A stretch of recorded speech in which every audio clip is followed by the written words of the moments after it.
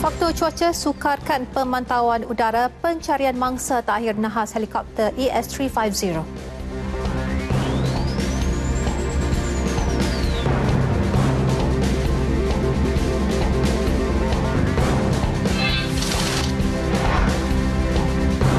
Susulan 4 individu hilang di Kudat, APMM sahkan sebuah bot karam ditemui.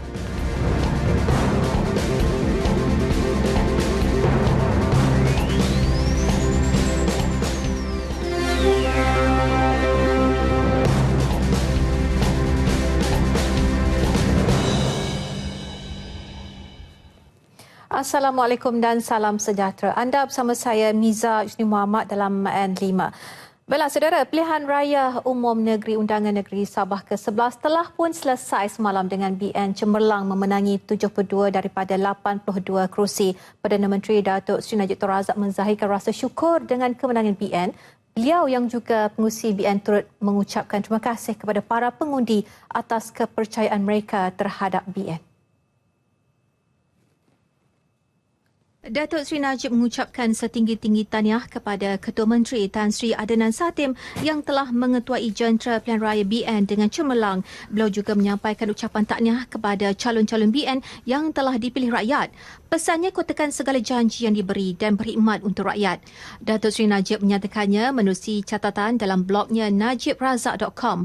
Bagaimanapun katanya, kejayaan cemerlang BN ini diiringi perasaan amat sedih berikutan nahas helikopter Khamis lalu. Semua 6 penumpang helikopter berkenaan merupakan sebahagian daripada mereka yang gigih melaksanakan tugasan dan tanggungjawab masing-masing.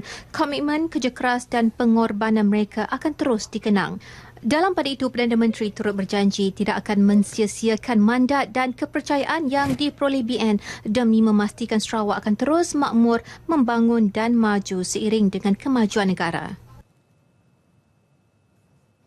Susulan kemenangan BN itu juga Ketua Menteri Sarawak Tan Sri Adnan Satim menerima ucapan tahniah daripada pelbagai pihak. Ia membuktikan kepimpinan beliau diterima rakyat negeri itu.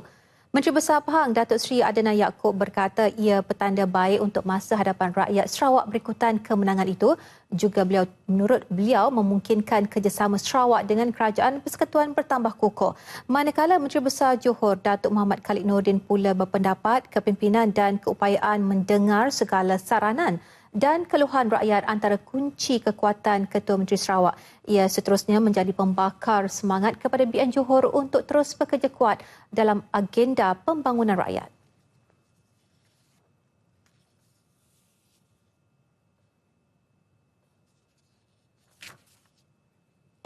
Atas kemenangan tim, dipanggil apa? Tim Adnan. Tim Adnan.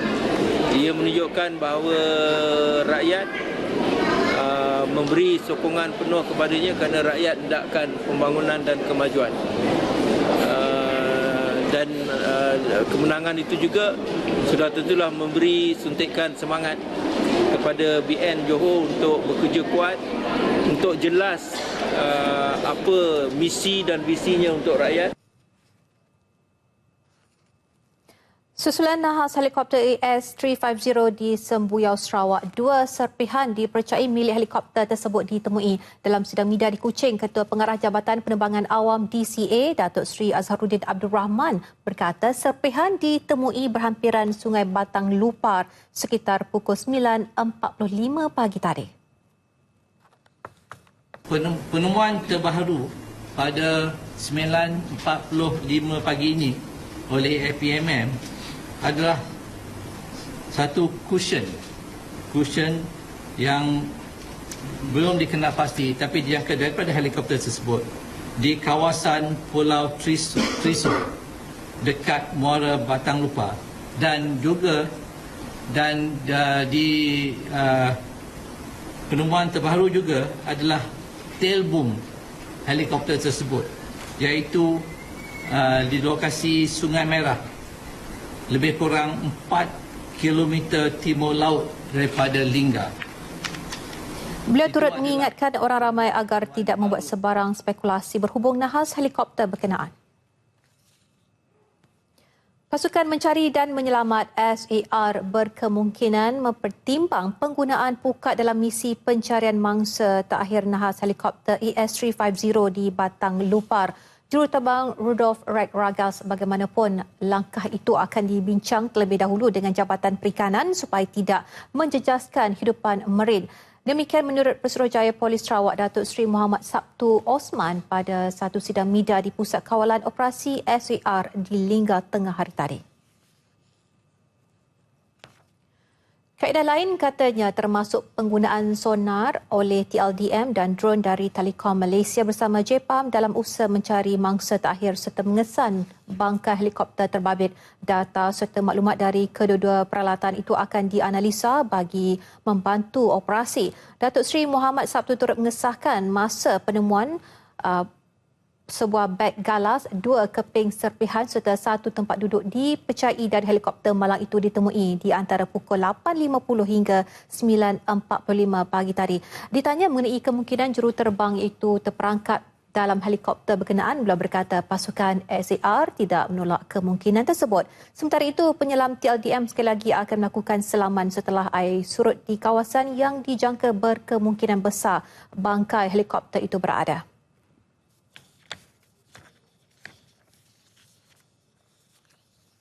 Sementara itu, jenazah Ahli Parlimen Kuala Kangsar Allahyarham Datuk Wan Muhammad Khairil Anwar mangsa nahas helikopter ES-350 selamat dikebumikan pagi tadi. Jenazah Allahyarham diterbangkan dengan pesawat TUDM dari Pangkalan Udara TUDM Kuching kira-kira pukul 4 pagi tadi, tiba di lapangan terbang Sultan Azlan Shah Ipoh pada pukul 6.45 pagi.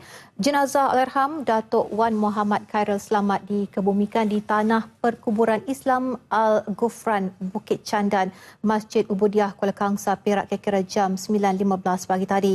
Ketibaan jenazah di pekarangan Masjid Ubudiah disambut ribuan penduduk setempat termasuk saudara mara terdekat serta kenalan.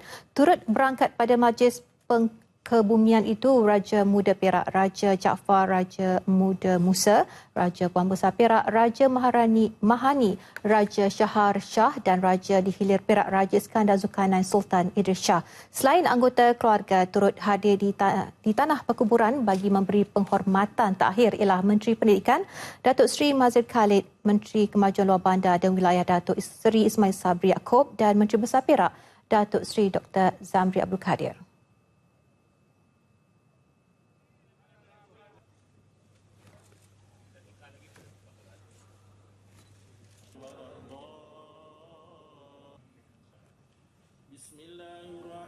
Kita kehilangan seorang pemimpin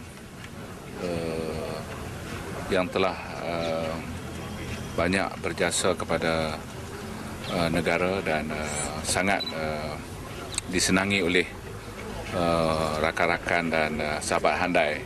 Kita bukan saja kehilangan seorang sahabat, tapi juga seorang pemimpin. Dia seorang yang rajin bekerja dan sebagainya. Kami yang berada bersama-sama ini dapat merasai itu.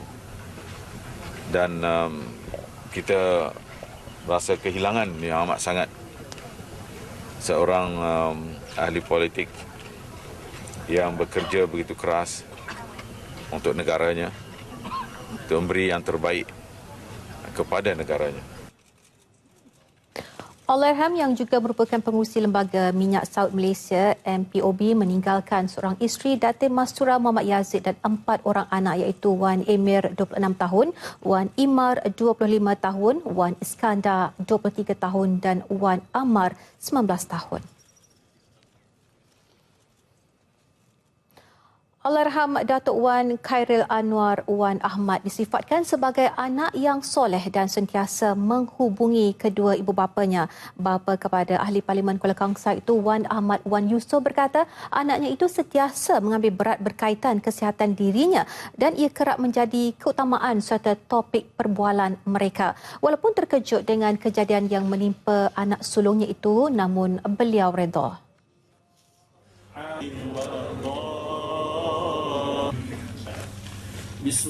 Memanglah pada mula tu terkejut dengan keadaan suasana tu, memanglah ada yalah emosi je tu.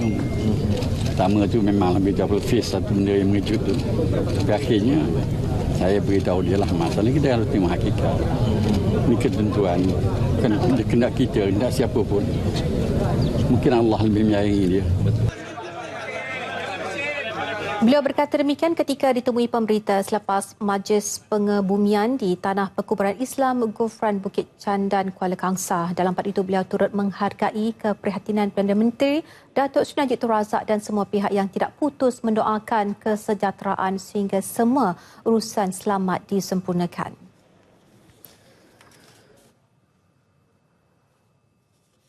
Perdana Menteri Datuk Seri Najib Tun Razak menerusi catatan terbaru di laman rasmi Facebooknya berkata beliau kehilangan seorang rakan yang banyak menyumbang kepada kerajaan, rakyat dan UMNO. Datuk Seri Najib turut mendoakan agar roh Allahyarham Datuk Wan Muhammad Khairil Anwar ditempatkan dalam kalangan orang yang beriman. Semalam, Datuk Seri Najib turut bersama keluarga Allahyarham di Hospital Umum Sarawak.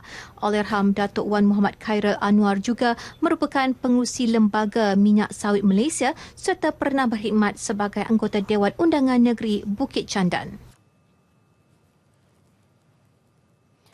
Di Tanjung Karang, Selangor pula, jenazah Allahyarham Asmuni Abdullah 52 tahun selamat dikebumikan pada pukul 9.57 pagi tadi berdekatan kubur isterinya Datuk Noriah Kasnun di Tanah Perkuburan Islam Kampung Batu 12 Sungai Burong.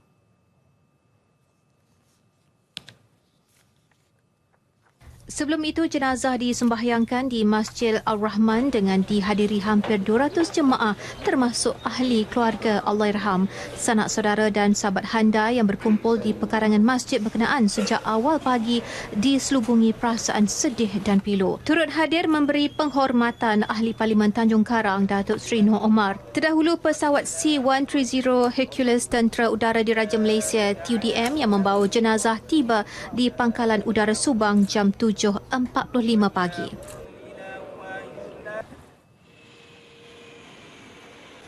Terdahulu di Kuala Nerus, Terengganu, jenazah Lance Corporal Ahmad Sobri Harun tiba di lapangan terbang Sultan Mahmud pukul 6.20 pagi. Turut bersama mengiringi jenazah ibu dan bapa Allahyarham iaitu Harun Muda dan Fauziah Musa serta 3 adik-beradiknya.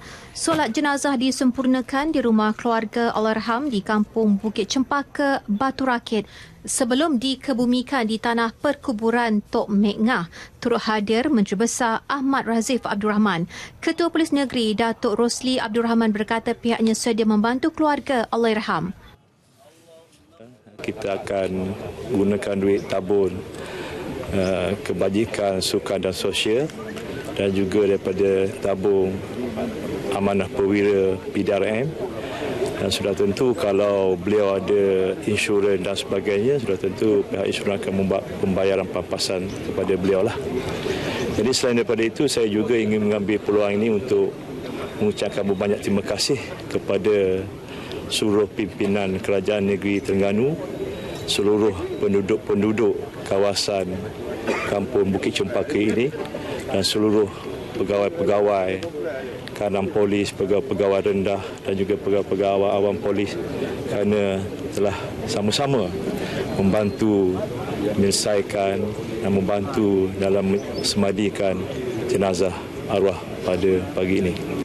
Kali terakhir Allahyarham Ahmad Sobri pulang ke kampung bulan lalu dan berkesempatan membawa keluarganya bercuti di Cameron Highlands.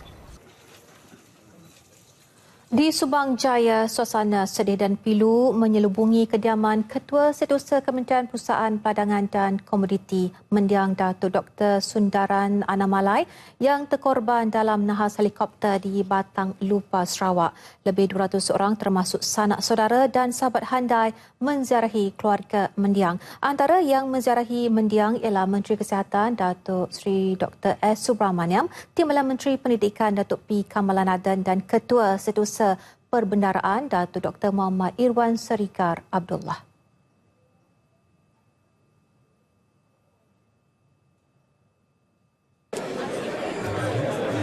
Satu kehilangan yang besar kepada negara, kepada saya, diri saya secara peribadi dan untuk masyarakat India, kerana untuk masyarakat India boleh dikatakan he was the highest civil servant which we had. So it's a big loss because he's a very highly qualified man. Datuk Dr. Sundram adalah kawan saya sejak tahun 84. Lebih daripada 30 tahun saya kenali dia. Seorang yang jujur, ikhlas, berintegriti tinggi. Kami bekerja sama di Kementerian Kewangan untuk tempoh yang lama sebelum beliau menjadi ED di Bank Dunia. Saya rasa amat terharu atas kepergian yang berbahagia Datuk Dr. Sundram. Beliau merupakan seorang sahabat baik yang saya telah lama kenali apabila beliau berada dengan Kementerian Kewangan. Beliau merupakan seorang pakar rujuk dalam bidang ekonomi apabila dan merupakan seorang kaki tangan awam yang begitu bijak. Mendiang Datuk Dr. Sundaran yang berasal dari Taiping Perak meninggalkan 2 orang anak dan isteri Datin Talagati R. Karapayah. Datuk Dr. Sundram pernah berkhidmat sebagai pengarah eksekutif dalam Lembaga Pengarah Bank Dunia dan Timbalan Ketua Setiausaha Dasar Kementerian Keuangan. Mayat mendiang dibawa ke krematorium Kampung Tunku untuk upacara pembakaran mayat mengikut agama Hindu hari ini. Pemantauan udara yang dijalankan oleh helikopter MI-171 milik Jabatan Bomba dan Penyelamat untuk mencari juruterbang Rudolf Ragas di Batang Lupar terpaksa dihentikan selepas 30 minit berada di lokasi atas faktor cuaca. Terdahulu Pengarah Jabatan Bomba dan Penyelamat Negeri Tuan Nur Hisham Muhammad berkata laluan pencarian udara ini ditumpukan di kawasan radius 15 km ke hilir dan ke hulu Sungai Batang Lupar dari pusat operasi di JT Pekan Lingga. Helikopter MI-171 berlepas dari helipad Balai Bomba Tabuan 11.30 pagi dan tiba di kawasan SAR sekitar pukul 12 tengah hari. Waktu tersebut dipilih kerana air sungai di Batang Lupar dijangka surut dan memudahkan usaha mengesan sebarang objek yang berada di permukaan lumpur. Ini pula susulan 4 individu berserta bot yang hilang di kawasan perairan Pulau Balambangan, Kudat, Sabah Isnin lepas. Agensi Penguatkuasa Maritim Malaysia mengesan bot yang dinaiki mangsa karam di perairan dekat Tanjung Simpang menggayau selepas penemuan sebuah bot bersama 2 unit enjin sangkut. Pengarah Maritim Malaysia Wilayah Sabah dan Labuan Laksamana Pertama Maritim Muhammad Zubil Matsum memaklumkan pihaknya menerima laporan berhubung penemuan itu daripada seorang nelayan tempatan selepas pukatnya tersangkut dengan bot terbabit.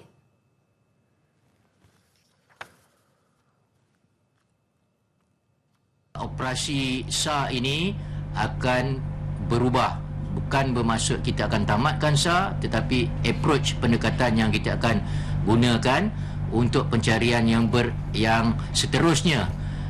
Saya jangkakan lebih kepada mencari orang di air. So yang sebelum ni kita cari bot hanyut bersama orang, kita jangkakan dia ada di atas bot. Sekiranya kita dapat mengesahkan, kita dapat timbulkan bot ini dan disahkan, jadi kita akan pergi kepada proses yang berikutnya untuk mencari dan menyelamat orang di dalam air. Turut dimaklumkan pada sidang media terbaru di Kudat itu, APMM akan menghantar pakar penyelam termasuk unit penyelam TLDM ke lokasi terbabit.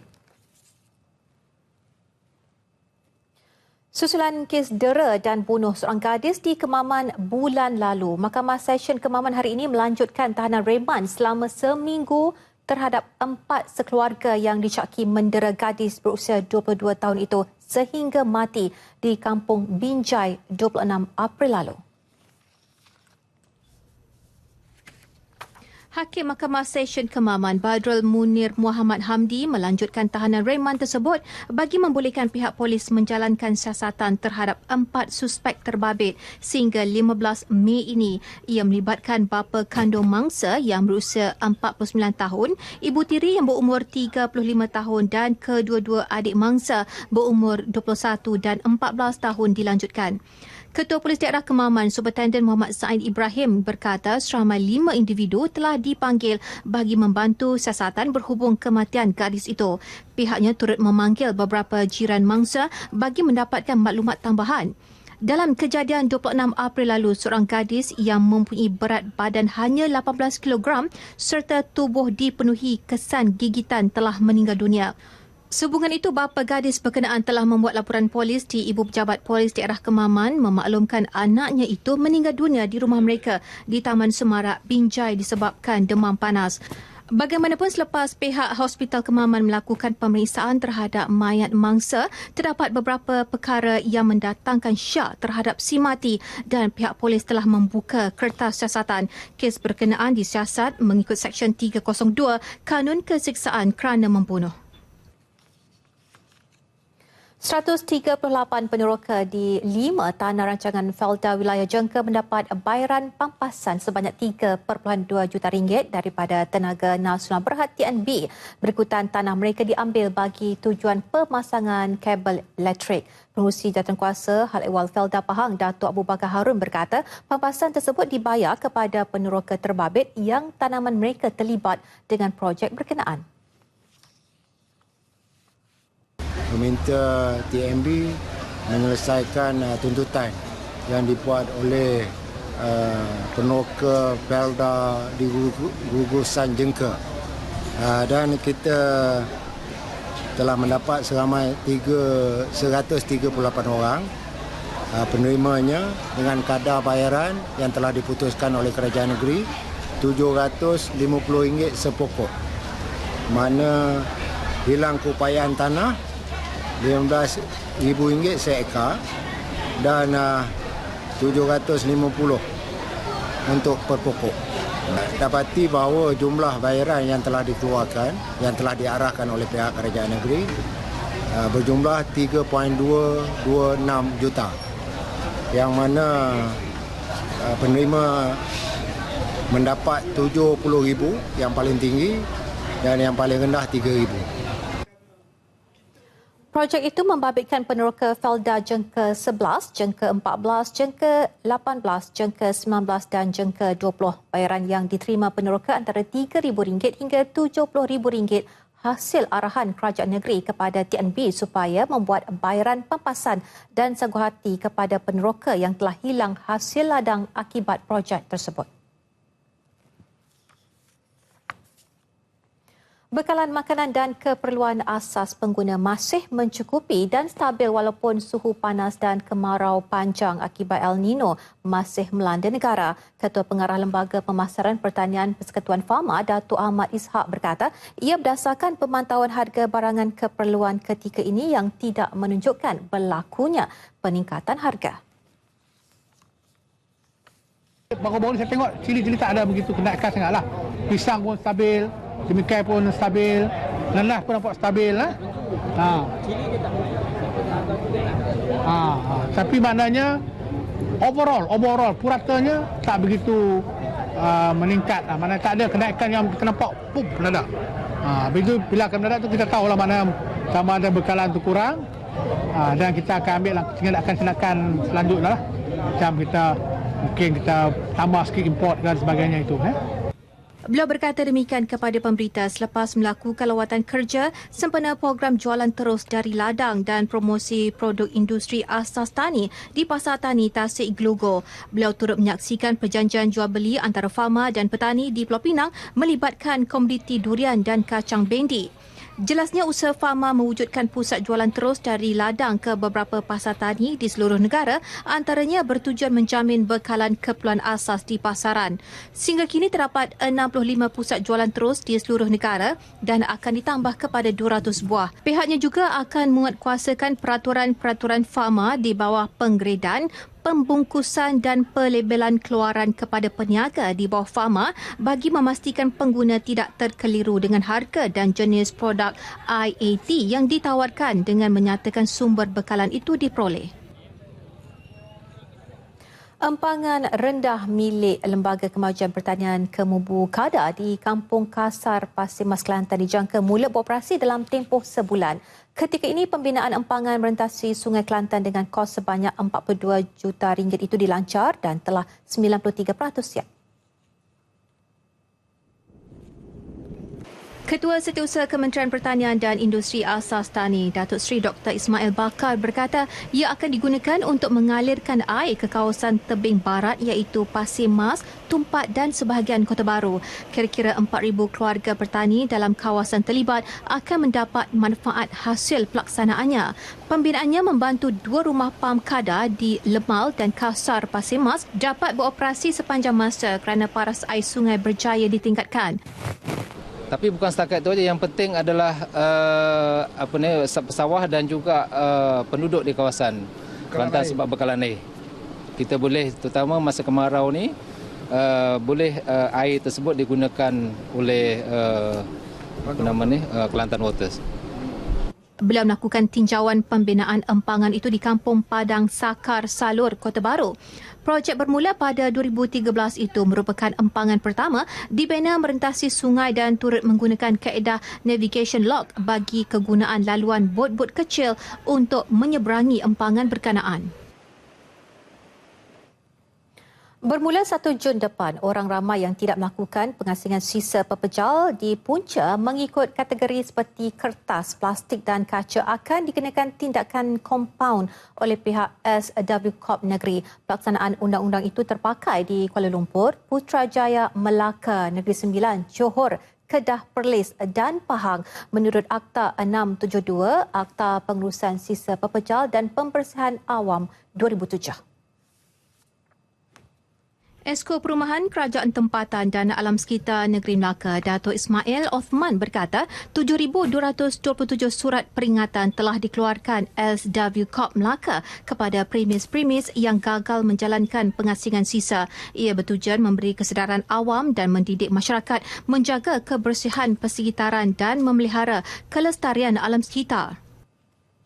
Seperti yang cakap tadi, dengan amalan yang kita buat beberapa ni, kita lihat lebih daripada 10% sampah-sampah yang dihantar dekat Sungai Udang tu dah berkurangan. Dan kalau ni amalan ni dapat kita teruskan, saya jangka kalau kita dapat achieve antara 25-30% sampah-sampah tidak dibuang dekat Sungai Udang, saya kata kita mencapai maksimum lah tu. Kerana kita estimate dalam 20% barang-barang yang boleh dikita semula. Beliau melancarkan promosi pengasingan sisa di punca SAS di kawasan kediaman bertingkat peringkat Melaka di ujung pasir Melaka. Bagi pemilik kediaman bertanah yang tidak melakukan pengasingan sisa pepejal mengikut kategori, mereka akan dikenakan kompaun RM50 bagi kesalahan pertama, RM100 bagi kesalahan kedua dan RM500 bagi kesalahan ketiga. Manakala bagi pemilik kediaman bertingkat akan dikenakan RM100 bagi kesalahan pertama, RM200 bagi kesalahan kedua dan RM500 bagi kesalahan ketiga. Jika menjangkau sehingga kesalahan keempat dan seterusnya, tindakan mahkamah dan denda maksimum RM1,000 akan dikenakan jika sabit kesalahan. Berita itu tadi mengakhiri N5 hari ini. Sempena Hari Ibu, kami tinggalkan anda dengan foto-foto menarik kemesraan antara ibu dan anak. Selamat Hari Ibu, saya sayang ibu saya. Dengan itu, Assalamualaikum dan salam sejahtera.